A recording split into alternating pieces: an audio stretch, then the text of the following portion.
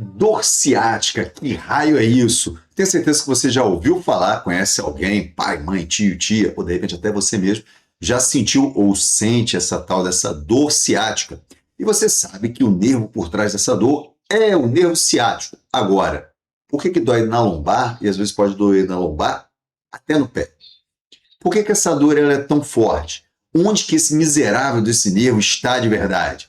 Pois é, esse é o nosso assunto de hoje. Eu sou o doutor Elisaldo Mendes e vem comigo para mais uma aula, porque hoje vai ser divertido.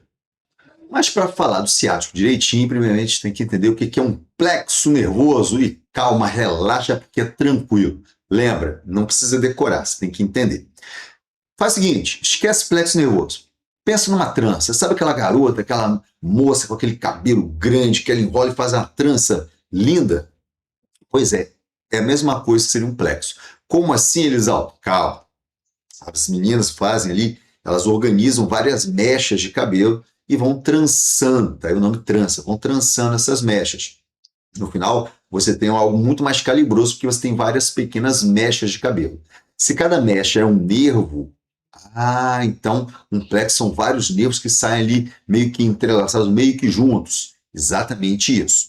Agora vamos pensar em cada mecha como um nervo. Cada mecha tem vários e vários fios de cabelo. Então, um nervo tem vários e vários axônios de neurônio, axônios mielinizados. E se você não sabe o que é um axônio, tá tudo bem. Termina de ver esse vídeo. Vou deixar aqui na descrição o link de um outro vídeo onde eu explico o que é um neurônio, axônio de neurônio, corpo de neurônio, dendrito, para você poder tocar o barco junto. Ok? Então já entendi a ideia de nervo, já entendi a ideia de plexo. E sobre o ciático, Elisaldo, o que você tem para falar do ciático? Bom, o ciático é um grande nervo, mas vamos fazer o seguinte: vamos para a nossa visão 3D, que vai facilitar você entender o que eu quero que você saiba. Vamos lá? Beleza, agora que você está aqui na minha visão 3D, o que eu quero te mostrar? Vamos lá. Então, aqui, galera, a gente tem o nosso esqueleto mantido. Eu vou fazer um negócio com você. Tudo isso amarelo que você está vendo aqui, como que fios para lá e para cá, e você vai ver que aqui tem fios batendo, que seriam os nervos do coração. Tudo isso é a nossa árvore nervosa. É nervo que não acaba mais, olha isso. Membros inferiores, ó, coxa ainda membros inferiores, pelve, olha como é aqui dentro da pelve. Você já estudou os ossos, né? Então, ó, isso aqui é o sacro, olha o forame sacral, cheio de nervos, forame sacral interno, ou anteriores, olha o posterior aqui, ó, também vários nervos. E esses nervos, eles vão emergir da onde? Da sua coluna. O Isal tem muito nervo, tá difícil de enxergar, de entender. Vamos diminuir um pouquinho? Ó, pronto, agora ficou mais fácil. Diminuir bem, você consegue ver as raízes nervosas que saem aqui. E a gente tem dois principais plexos. O plexo cervical. Depois eu vou ter uma aula aqui no canal só para falar do plexo cervical, onde a gente vai ter. Vamos lá, lembra da medula espinal? Lembra da medula espinal? Então, na medula espinal você tem o quê? As intumescências, exatamente, intumescência cervical e intumescência lombar. As intumescências são um acúmulo de corpos de neurônio com a ideia de quê? De liberar vários nervos que vão, por exemplo, no plexo cervical, inervar membros superiores. Então, a gente tem nervos somente sensitivos, exemplo, nervos cutâneos, nervos somente motores e nervos mistos. O que é um nervo misto? É um nervo que tem raízes tanto sensitivas, que seriam aferentes, que levam informação do sistema nervoso central, conto é osso, né? Quem conta um conto, não, esquece isso. Quanto raízes mistas, que são raízes que têm tanto, né, nervos que vão ali ser sensitivos, quanto nervos que vão ser motores, ou seja, sensitivos são aferentes, levam informação do sistema nervoso central, e eferentes são o quê? Motores, trazem a resposta para o músculo. Joia? Visualizou? Então aqui nessa visão, não, outro lado. Nessa visão aqui, a gente tem esse entendimento desses plexos. Lembrando, plexo cervical e lombar, ok? Vamos mudar aqui para uma visão que fica melhor para você. Joia, deixa eu voltar aqui nele para eu poder explicar o que a gente precisa saber. Beleza, então olha só. Deixa eu subir a imagem aqui, deixa eu afastar, subir. Aê, opa. De vez em quando ele faz isso. Não, quero que ele vire. Vamos aumentar aqui um pouquinho a quantidade de nervos para você. Ó, aqui estaria cheio, não vou querer aqui não, vou querer... Aqui tá bom. Então vamos lá. Vamos entender agora o que a gente precisa entender aqui sobre, por exemplo, o plexo lombosacral. De onde vem para onde vai esse negócio? Presta atenção. O plexo lombosacral, na prática, é a junção de duas partes. Que partes são essas, Elisal? O plexo lombar, formado pelas raízes ali de L1 até L4, e o plexo sacral. O plexo sacral é formado pelas raízes de L4 a S4. L4 são as lombares. Então, por exemplo, ó, lombar 5, lombar 4, 3, 2, 1. Joia? Então, lombar 1 até lombar 4. Então, a gente tem aqui de L4, L5 a S1, S2, S3, S4. Ah, então vão sair nesses forames sacrais. Exatamente. Joia? Então, se você reparar, na L4 participa dos dois, né? A raiz que faz parte ali, ponte, né? Entre esses todos aí. Agora, o que que acontece? Olha só. Vamos pensar... Já sei. Vamos pensar em duas rodovias. Então, quando você olha para essa estrutura aqui... Opa, peraí. Não. Vai. Quando você olha para essas estruturas aqui, eu gostaria que você pensasse o seguinte: pense no plexo lombar e no plexo sacral como duas rodovias que se encontram numa junção, sabe? Quando as vias se cruzam, né? A rodovia lombar manda tráfego para frente, né? Para o lado da coxa, mais ou menos, formando principalmente o nervo femoral, nervo obturador. Já a rodovia sacral, ou seja, do nervo sacral, é de onde sai o tráfego mais pesado, aquele que vai formar a maior parte, né, da via de todas elas, ou seja, o nervo ciático. Joia? Então, guarda essa informação aí, que essa informação ela vai te ajudar. E aí vamos agora descendo aqui, para a gente entender esse jogo aqui. Olha quem que eu marquei aqui agora, nosso bom e velho nervo ciático. Vamos aproximar, vamos abrir espaço aqui, vamos tirar isso daqui, e vamos tirar isso daqui. Olha as grandes raízes, lá de cima, ó. Ramo anterior do nervo ali, do quinto nervo lombar, ó. Ramo anterior da primeira via sacral, ó. Ramo anterior do segundo nervo sacral, e ó, ramo anterior da terceira via, ou seja, do terceiro nervo sacral. Todos eles convergem para formar quem? Nosso nervo ciático, que ficou marcadinho em roxo. Joia? Visualizou aqui? Importante visualizar isso aí, tá, pessoal? Beleza, agora deixa eu voltar aqui. Eu tirei de um lado, deixei do outro.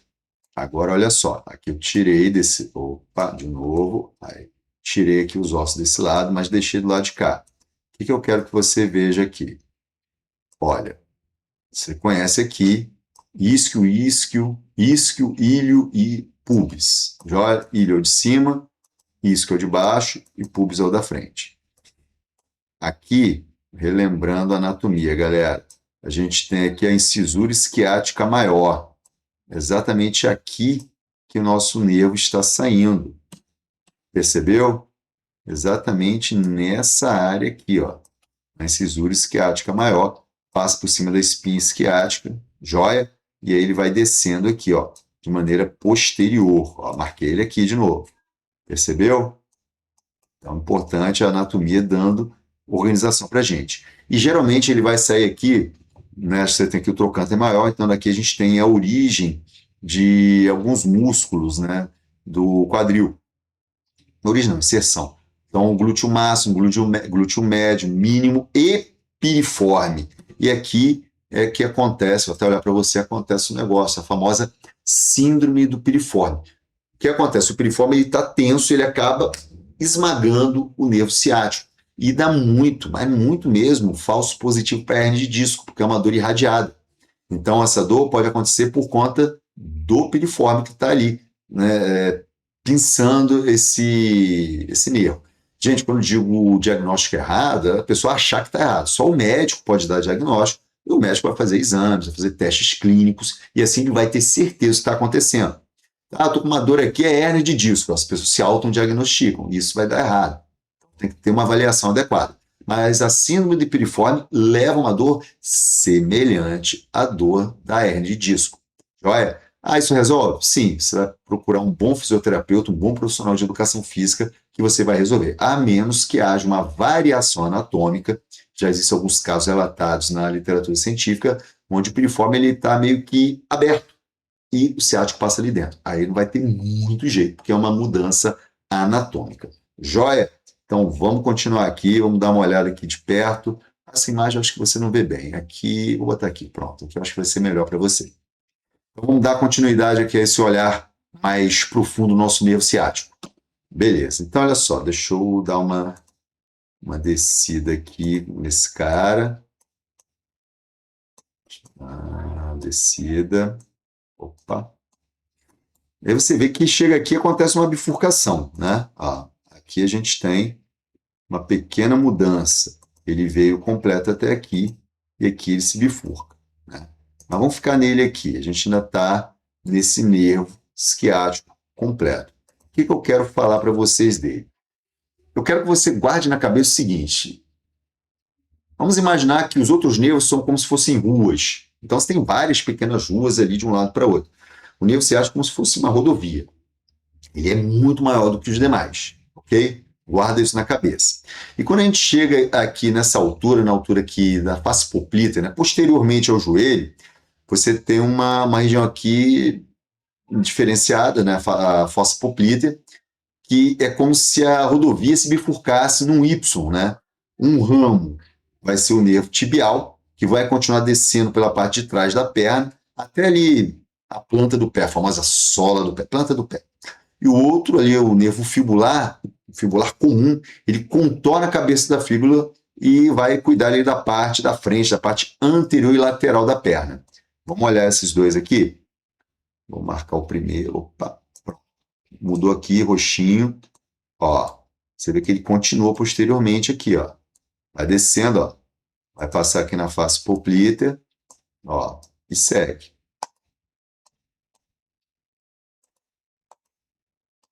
E olha como é que ele desce. Vai embora. Vou afastar um pouco para você ver, ó. Opa. Aí. Olha para onde ele vai. Que isso, Elisandro? Vai parar lá embaixo do pé. Sim, é por isso que algumas dores irradiadas desse nervo, elas vão parar lá no pé. E aí a pessoa realmente ela acha que ela está com uma hérnia de disco. Agora vamos marcar o outro lado aqui. Ó, marquei, vamos descer. Vamos descer. Aí. Ó, passou a cabeça da fíbula. O que que acontece aqui na cabeça da fíbula? A gente tem uma pequena, deixa eu puxar para cá, aí mais um pouquinho. A gente tem uma ramificação anterior aqui, ó, que vai ser o nervo tibial profundo. Tibial não, fibular profundo, desculpa. Ó, deixa eu afastar ele aqui para você ver. Ó. E a gente tem uma raiz maior que essa daqui, que vai ser o nervo tibial, ó, superficial, ou tibial comum. Olha como é que ele desce. E vai para onde? Vai se bifurcar novamente lá no tornozelo, onde ele vai formar o nervo cutâneo dorsal e o outro aqui é o nervo cutâneo dorsal do pé. Olha isso, medial. Então um é medial e o outro é lateral. Beleza? Aliás, minto, esse aqui foi intermédio. Perdão, pessoal. Beleza, galera? Então, o nosso nervo esquiático, ele é enorme e ele se bifurca. E agora que você já conhece o trajeto todo, sabe que ele vai se bifurcar aqui, você entende, né? Fica muito mais fácil de entender por que essa dor ciática é tão comum e por que ela se comporta do jeito que ela se comporta. Como assim? Ó, qualquer coisa que aperta o nervo, ou uma das raízes que forma esse nervo, a hérnia, por exemplo, a hérnia discolombar, ou até o próprio músculo piriforme, e vai apertar ali, vai se contrair, vai apertar esse nervo. O que acontece? Do local onde ele está sendo pressionado para baixo, vai gerar uma sinalização que vai responder como uma dor. E aí pode gerar dor lombar, dor na região glútea, desce pela perna, parte de trás da coxa, pode chegar até o pé. E pode também fazer aquele trajeto anterior, passando pela cabeça da fíbula e chegando na região anterior da sua perna. Então, a gente tem, né, uma série de respostas que vão acontecer quando a gente tem algum nervo pressionado. E essa ideia é a mesma ideia, deixa eu olhar para vocês aqui, é a mesma ideia de dor oriunda de uma hernia de disco, onde esse disco vai sair do lugar onde ele deveria estar e vai pressionar uma raiz nervosa. Depois eu posso gravar, tá aí. Se você quer essa aula, escreve aqui para mim. Quero saber sobre a hernia de disco, que eu organizo uma aula só para mostrar a hernia de disco em 3D para você e os desdobramentos dessa hernia de disco. Então, com essa organização, você entende bem a função desse nervo ciático, a sua anatomia e o que ele vai estar fazendo e por que dói tanto. E aí, pessoal, para a gente encerrar aqui, vamos recapitular aqui um pouquinho de cada coisa. Um plexo é onde raízes nervosas se entrelaçam e formam um nervo, né? Beleza? E vão formar vários nervos, nervos menores. Plexo lombosacral junta plexo lombar, L1, L4, e plexo sacral, plexo sacral, quase que não sabe, L4 a S4. Joia? O nervo ciático, ele está ali nascendo em L4 até S3. É o maior e mais calibroso, mais grosso, né, do que dos outros nervos que a gente tem no nosso corpo. Joia? Saindo ali pela área do forame, da incisura isquiática maior. Joia? Alguns livros vão dizer forame, mas ele é incisura isquiática. Joia? Na fossa poplita, que é a região posterior ao joelho, ele vai se dividir em nervo tibial e nervo fibular. Lembram disso? A dor ciática nasce quando alguma coisa comprime alguma parte desse trajeto. Em algum ponto tem uma compressão. E aí, né, do plexo até a divisão, pode ocorrer qualquer coisa e vai doer. Então, pensa comigo. Deixa eu sair daqui e vir para cá. Aí, pensa comigo. Poxa, se eu posso ter algum problema ali, uma musculatura encurtada pode incomodar também, Isa? Pode. Então, aí você entende que o exercício, alongamento e fortalecimento sempre vai ajudar. Alongamento eu visualizei, Isa, porque se eu alongo, ele não vai ser tensionado. Mas e fortalecimento? Músculos fortes protegem articulações. Uma articulação ela fica estabilizada por duas situações. Uma que é passiva, ligamentos que ligam osso a osso, é uma estabilização passiva, e outra ativa, que são os músculos. O ligamento não pode aumentar seu tônus, mas o músculo pode. Então, quando você treina e aumenta o tônus muscular, você estabiliza uma articulação. E se você estabiliza uma articulação por músculos fortes, você não sobrecarrega nenhuma dessas estruturas, nem outro músculo. Então, sim, o exercício vai te ajudar. E falando em ajudar, se essa aula te ajudou, foi interessante, não esquece de curtir, isso é muito importante para o crescimento do canal. Não esquece de mandar para algum colega seu que precisa também de conhecimento, que está começando a estudar, que está interessado por anatomia e fisiologia. E além disso, além do link que eu deixei aqui embaixo da aula para você, eu estou te fazendo um convite. Venha para o nosso grupo 0800, grupo VIP 0800 do WhatsApp, um grupo silencioso, só eu ou a Bruna que vamos colocar alguma notícia ali para você. Ali a gente entrega material em PDF que a gente está produzindo, apostilas. A gente entrega também para vocês os dias e horários das aulas. Sempre que sai algum vídeo novo, a gente informa por ali. Então, entra no grupo que vai te ajudar. E claro, se você quiser se aprofundar verdadeiramente, se tornar um faixa preta em fisiologia e anatomia, aqui embaixo eu deixei o link da nossa comunidade Fisiologia Humana 360, onde a gente estuda de maneira muito mais profunda os aspectos de anatomia e fisiologia para você, estudante da área de saúde. Então, galera, por hoje é isso aí. Grande abraço para o Sr. Isaldo. Vejo vocês no nosso próximo vídeo. Lembrando, toda terça-feira tem live aqui no canal. Valeu, abraço. Fui!